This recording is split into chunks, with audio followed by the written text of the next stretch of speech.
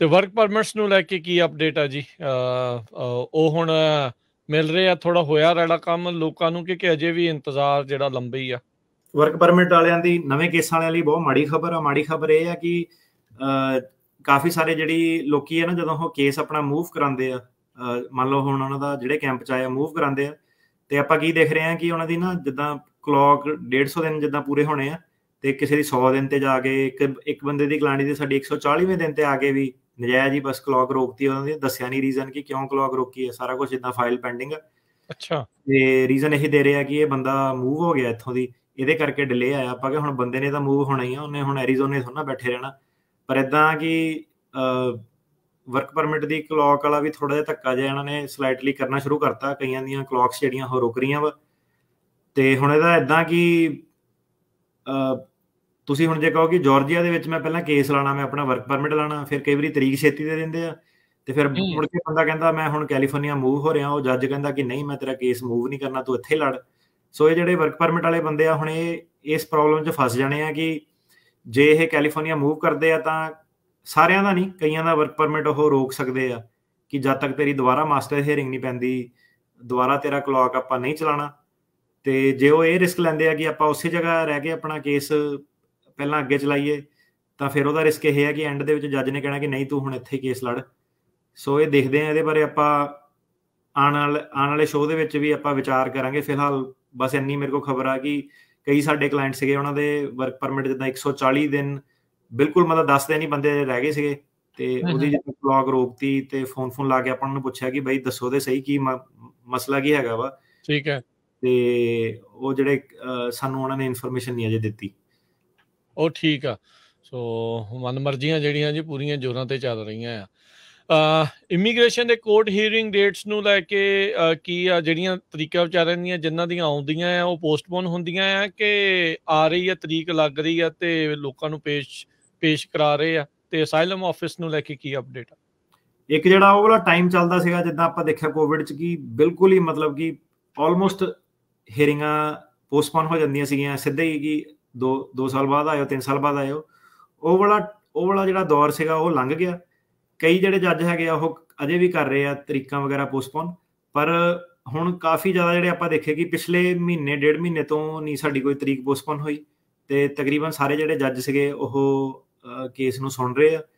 ਤੇ ਇੱਕ ਸਾਡਾ ਜਿਹੜਾ ਆਪਣਾ ਕੇਸ ਸੀਗਾ ਜਿਹਦੀ ਵੀਡੀਓ ਵੀ ਆਪਾਂ ਟਿਕਟੌਕ ਤੇ ਪਾਈ ਸੀਗੀ, ਬਾਈ ਉਹਦੀ ਨਾ ਫਿੰਗਰਪ੍ਰਿੰਟ ਨਹੀਂ ਆਏ ਸੀਗੇ ਬੰਦੇ ਦੇ, ਤੇ ਉਹਨੂੰ ਆਪਾਂ ਜੱਜ ਨੂੰ ਕਿਹਾ ਸੀ ਕਿ ਇਹ ਤਾਂ ਫਿੰਗਰਪ੍ਰਿੰਟ ਵੀ ਨਹੀਂ ਆਏ ਤੁਸੀਂ, ਤਾਂ ਜੱਜ ਕਹਿੰਦੇ ਕਿ ਸ਼ਿਰਲ ਵੀ ਨਹੀਂ ਸੀਗੀ ਜੱਜ, ਉਹਦੀ ਜੱਜ ਬਹੁਤ ਵਧੀਆ ਉਹ ਕਹਿੰਦੀ ਕਿ ਮੈਨੂੰ ਕੋਈ ਓਬਜੈਕਸ਼ਨ ਨਹੀਂ, ਕਹਿੰਦੀ ਫਿੰਗਰਪ੍ਰਿੰਟ ਬਾਅਦ ਚ ਆ ਜਾਊਗੇ, ਕੋਰਟ ਬਹੁਤ ਬਿਜ਼ੀ ਹੈ, ਦੁਬਾਰਾ ਟਾਈਮ ਨਹੀਂ ਲੱਗਣਾ ਤੇ ਤੁਸੀਂ ਆ ਕੇ ਆਪਣਾ ਕੇਸ ਲੜੋ। ਉਹਨੇ ਉਹਦਾ ਬਿਨਾਂ ਫਿੰਗਰਪ੍ਰਿੰਟ ਦੇ ਕੇਸ ਜਿਹੜਾ ਪਾਸ ਕਰਤਾ।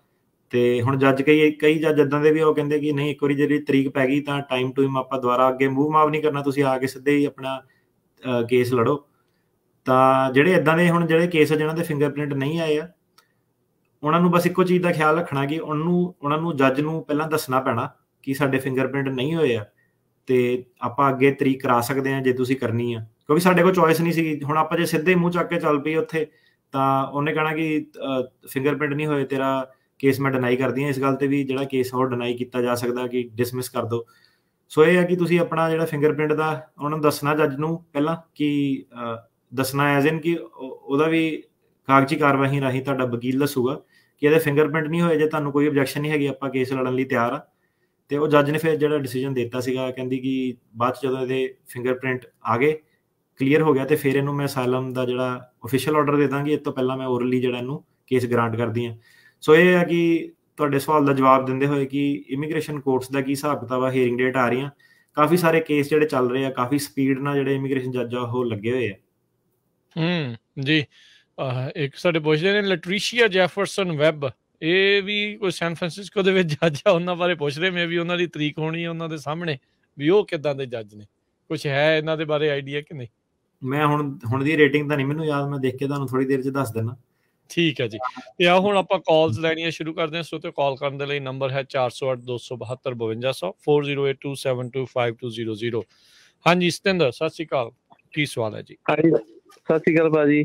ਜੀ ਭਾਜੀ ਮੇਰਾ ਸਵਾਲ ਇਹ ਆ ਵੀ ਮੈਂ ਨਾ ਸਿਟੀਜ਼ਨਸ਼ਿਪ ਦੀ ਇੰਟਰਵਿਊ ਦਿੱਤੀ ਹੈ, 80 ਡੇਜ਼ ਹੋ ਗਏ, ਹਜੇ ਤੱਕ ਮੇਰਾ ਨਾ ਆਇਆ ਨਹੀਂ ਕੋਈ ਸਟੇਟਸ, ਮੈਨੂੰ ਕੋਈ ਲੈਟਰ ਵੀ ਨਹੀਂ ਆਇਆ ਹਜੇ ਤੱਕ ਡਿਸੀਜਨ ਦਾ। ਜੀ ਉਹਨਾਂ ਨੇ ਉਦੋਂ ਕਿਹਾ ਸੀਗਾ ਵੀ ਓਕੇ ਆ ਕਿ ਨਹੀਂ? ਨਹੀਂ, ਉਹਨਾਂ ਨੇ ਮੈਨੂੰ ਇਹ ਕਿਹਾ ਸੀ, ਐਕਚੁਅਲੀ ਮੇਰੀ ਜਦੋਂ ਇੰਟਰਵਿਊ ਹੋਈ ਸੀ ਨਾ, ਤੇ ਮੈਨੂੰ ਲਾਸਟ ਮੂਮੈਂਟ ਤੇ ਸਾਰਾ ਕੁਝ ਡਨ ਕਰਕੇ ਨਾ, ਤੇ ਮੈਨੂੰ ਉਹਨਾਂ ਨੇ ਇਹ ਪੁੱਛਿਆ ਸੀ ਵੀ ਕਹਿੰਦੇ ਤੂੰ ਮੈਕਸੀਕੋ ਫੜਿਆ ਗਿਆ ਸੀ ਕਸਟਡੀ 'ਚ, ਤੇ ਮੈਂ ਕਿਉਂਕਿ ਉਹ ਮੈਂਸ਼ਨ ਨਹੀਂ ਕੀਤਾ ਹੋਇਆ ਸੀ, ਤੇ ਮੈਂ ਉਹਨਾਂ ਨੂੰ ਕਿਹਾ ਵੀ ਨੋ, ਹੈ ਨਾ, ਕਿਉਂਕਿ ਮੇਰੀ ਗ੍ਰੀਨ ਕਾਰਡ ਐਪਲੀਕੇਸ਼ਨ ਦੇ ਵਿੱਚ ਵੀ ਨਹੀਂ ਮੈਂਸ਼ਨ ਹੋਇਆ ਆਪਣਾ ਮੈਕਸੀਕੋ ਵਾਲਾ। ਦਾ। ਹਾਂਜੀ, ਤੇ ਉਹ ਫਿਰ ਮੈਨੂੰ ਉਸ ਤੋਂ ਬਾਅਦ ਉਹਨੇ ਮੈਨੂੰ ਕੋਈ ਕੁਐਸਚਨ ਨਹੀਂ ਪੁੱਟ ਕੀਤਾ, ਮੈਨੂੰ ਕਹਿੰਦੀ ਓਕੇ ਵੀ ਆਰ ਡਨ, ਤੇ ਕਹਿੰਦੀ ਵੀ ਆ can send you decision over the mail, ਤੇ ਫਿਰ ਹਜੇ ਤੱਕ ਮੈਨੂੰ ਕੋਈ ਡਿਸੀਜਨ ਆਇਆ ਨਹੀਂ ਭਾਜੀ, 80 ਡੇਜ਼ ਹੋ ਗਿਆ ਭਾਜੀ। ਜੀ ਅੱਛਾ ਜੀ, ਪਹਿਲਾਂ ਤਾਂ ਭਾਜੀ ਇਦਾਂ ਕਿ ਉਹ 120 ਦਿਨ ਤੱਕ ਲੈ ਸਕਦੇ ਆ ਸਿਟੀਜ਼ਨਸ਼ਿਪ ਦੇ। ਹੁਣ ਦੂਜੀ ਗੱਲ ਦੱਸਦੀ ਹੈ ਕਿ ਗੱਲ ਉਹੀ ਆ ਗਿਆ ਡਿਬੇਟ ਪੈਰਾਲੀਗਲ ਤੇ ਵਕੀਲ ਵਾਲਾ, ਕਿ ਬੰਦੇ ਦਾ ਹੁਣ ਜਿੱਦਾਂ ਕੇਸ ਪਾਸ ਹੋਇਆ, ਉਹ ਕਹਿੰਦਾ ਕਿ ਮੈਂ ਬਾਹਰੋਂ ਦੀ ਆਪਣਾ ਜਿਹੜਾ ਗ੍ਰੀਨ ਕਾਰਡ ਉਹ ਕਰਾਉਣਾ, ਮੇਰੇ ਉੱਥੋਂ ਪੈਸੇ ਬਚਦੇ ਆ, ਪੈਰਾਲੀਗਲ ਨੇ ਕਰ ਦੇਣਾ, ਫਾਰਮ ਹੀ ਭਰਨੇ ਆ, ਇਹਦੇ ਵਿੱਚ ਕਿਹੜਾ ਉਹ ਕਰਨਾ ਵਾ, ਹੈ ਨਾ। ਇਹ ਗੱਲ ਹੁਣ ਉੱਥੇ ਆ ਗਈ ਕਿ ਫਾਰਮ ਹੀ ਭਰਨੇ ਆ, ਫਾਰਮ ਹੀ ਭਰਨੇ ਆ। ਫਾਰਮ ਦੇ ਵਿੱਚ ਲਿਖਿਆ ਹੋਇਆ ਕਿ ਕਿਸੇ ਇਮੀਗ੍ਰੇਸ਼ਨ ਅਥਾਰਟੀ ਨੇ ਤੁਹਾਨੂੰ ਕਿਤੇ ਵੀ ਅਰੈਸਟ ਕੀਤਾ ਕਿ ਨਹੀਂ ਕੀਤਾ, ਕੋਈ ਵੀ ਕਸਟਡੀ ਡਿਟੈਂਸ਼ਨ, ਉਹਦੇ ਵਿੱਚ ਆ ਸਾਰੀਆਂ ਜਿਹੜੀਆਂ ਚੀਜ਼ਾਂ ਗ੍ਰੀਨ ਕਾਰਡ ਦੇ ਵਿੱਚ ਮੈਂਸ਼ਨ ਕਰਨੀਆਂ ਚਾਹੀਦੀਆਂ ਸੀਗੀਆਂ। ਸੋ ਇਹ ਬਾਈ ਨੇ ਉਹ ਮੈਂਸ਼ਨ ਨਹੀਂ ਕੀਤੀਆਂ ਉਦੋਂ। ਸੋ ਜਿਹੜੀ ਗਲਤੀ ਸੀਗੀ ਉਹ ਉੱਥੋਂ ਹੀ ਜਿਹੜੀ ਸ਼ੁਰੂ ਹੋ ਗਈ, ਤੇ ਹੁਣ ਜਦੋਂ ਇਮੀਗ੍ਰੇਸ਼ਨ ਸਿਟੀਜ਼ਨਸ਼ਿਪ ਦੇ ਵਿੱਚ ਗਏ ਫਿਰ ਦੁਬਾਰਾ ਉਹੀ ਸਵਾਲ ਰਿਪੀਟ ਹੋਇਆ। ਤੇ ਇਹ ਬਾਈ ਨੂੰ ਜਿਹੜਾ ਪਤਾ ਨਹੀਂ ਸੀਗਾ, ਕਿਉਂਕਿ ਪਤਾ ਇਸ ਲਈ ਨਹੀਂ ਸੀਗਾ ਕਿ ਆਈ ਡੋਨਟ ਨੋ ਕਿੰਨੇ ਫਾਰਮ ਭਰੇ ਆ, ਪਰ ਇਹ ਸਿਰਫ ਫਾਰਮ ਭਰਨ ਤੱਕ ਗੱਲਾਂ ਨਹੀਂ ਹੁੰਦੀਆਂ। ਇਹਦੇ ਵਿੱਚ ਇਹ ਹੈ ਕਿ ਜਿਹੜਾ ਚੇਂਜਸ ਇਮੀਗ੍ਰੇਸ਼ਨ ਦੇ ਵਿੱਚ ਹੁੰਦੀਆਂ, ਜਿਹੜੇ ਛੋਟੇ ਛੋਟੇ ਸਵਾਲ ਆ, ਉਹਨਾਂ ਨੂੰ ਇਹ ਦੇਖਦੇ ਆ, ਤੇ ਕਈ ਵਾਰੀ ਇਹ ਜਿਹੜੀਆਂ ਚੀਜ਼ਾਂ ਹੈਗੀਆਂ ਤੁਹਾਡੇ ਅਸਾਲਮ ਦੇ ਕੇਸ ਤੱਕ ਵੀ ਵਾਪਸ ਜਾ ਸਕਦੀਆਂ ਕਿ ਤੂੰ ਕਿਉਂ ਨਹੀਂ ਉਹ ਮੈਂਸ਼ਨ ਕੀਤਾ। ਉੱਦਾਂ ਇਹ ਹੈ ਕਿ ਮਿਸਟੇਕ ਜਿਹੜੀ ਛੋਟੀ ਜਿਹੀ ਆ, ਪਰ ਜਿਹੜਾ ਸਵਾਲ ਉਹਨਾਂ ਦਾ ਹੈਗਾ ਗ੍ਰੀਨ ਕਾਰਡ ਤੇ 485 ਤੇ ਉਹ ਹੈਗਾ ਕਿ ਇਮੀਗ੍ਰੇਸ਼ਨ ਅਥਾਰਟੀਜ਼ ਨੇ। ਸੋ ਕਹਿਣ ਦਾ ਮਤਲਬ ਹੈ ਕਿ ਜਿਹੜੀ ਡਿਟੈਂਸ਼ਨ ਉਹ ਡਿਟੈਂਸ਼ਨ ਹੀ ਆ, ਭਾਵੇਂ ਉਹ ਮੈਕਸੀਕੋ 'ਚ ਆਉਣ ਦੇ ਰਿਲੇਟਿਡ ਹੋਵੇ। ਸੋ ਉਹ ਦੱਸਣੀ ਜਿਹੜੀ ਬਣਦੀ ਆ। ਸੋ ਇਹ ਹੈ ਕਿ ਹੁਣ ਸਿਟੀਜ਼ਨਸ਼ਿਪ ਦੇ ਵਿੱਚ ਉਹ ਇਹ ਕਹਿ ਸਕਦੇ ਆ ਕਿ ਇਹ ਬੰਦਾ ਝੂਠ ਬੋਲਦਾ, ਇਹਦਾ ਗੁੱਡ ਮੋਰਲ ਕਰੈਕਟਰ ਜਿਹੜਾ ਨਹੀਂ ਆ। ਜੇ ਚੰਗਾ ਆਫਿਸਰ ਹੈਗਾ ਕੈਲੀਫੋਰਨੀਆ ਦੇ ਵਿੱਚ, ਤਾਂ ਤਕਰੀਬਨ ਜਿਹੜੇ ਇਦਾਂ ਦੇ ਕੇਸ ਆ ਮੈਂ ਦੇਖਿਆ ਉਹ ਪ੍ਰੂਵ ਕਰ ਦਿੰਦੇ ਆ, ਉਹ ਕਹਿੰਦੇ ਚੱਲ ਬਾਤ ਗਈ। ਪਰ ਇਦਾਂ ਕਿ ਜਿਹੜੇ ਦੂਜੇ ਆਪਣੇ ਉਹ ਕਰ ਰਹੇ ਆ ਨਾ, ਸੋ ਇਹ ਸਿਰਫ ਫਾਰਮ ਭਰਨ ਵਾਲੀ ਗੱਲ ਨਹੀਂ ਹੈਗੀ। ਫਾਰਮ ਭਰਨ ਵਾਲੇ ਜਿਹੜੇ ਸੀਗੇ ਜਮਾਨੇ ਪੈਰਾਲੀਗਲਾਂ ਦੇ, ਕਿ ਲੋਕਾਂ ਨੇ ਘਰ ਘਰ ਦੁਕਾਨਾਂ ਖੋਲੀਆਂ ਹੋਈਆਂ ਸੀਗੀਆਂ, ਉਹ ਚੱਲ ਗਏ ਆ ਹੁਣ। ਉਹ ਜਾਂ ਉਹ ਥੋੜੀ ਦੇਰ ਹੀ ਆ, ਮਤਲਬ ਕਿ ਕਹਿੰਦਾ ਕਿ ਲਾਅ ਜਿਹੜਾ ਐਡੀ ਫੁਰਤੀ ਨਾਲ ਜਿਹੜਾ ਚੇਂਜ ਹੋ ਰਿਹਾ, ਇਹਨਾਂ ਨੂੰ ਇਹ ਨਹੀਂ ਪਤਾ ਲੱਗਣਾ ਕਿ ਕਿਹੜੀ ਚੀਜ਼ ਕਿੱਦਾਂ ਆਨਸਰ ਕਰਨੀ ਹੈ।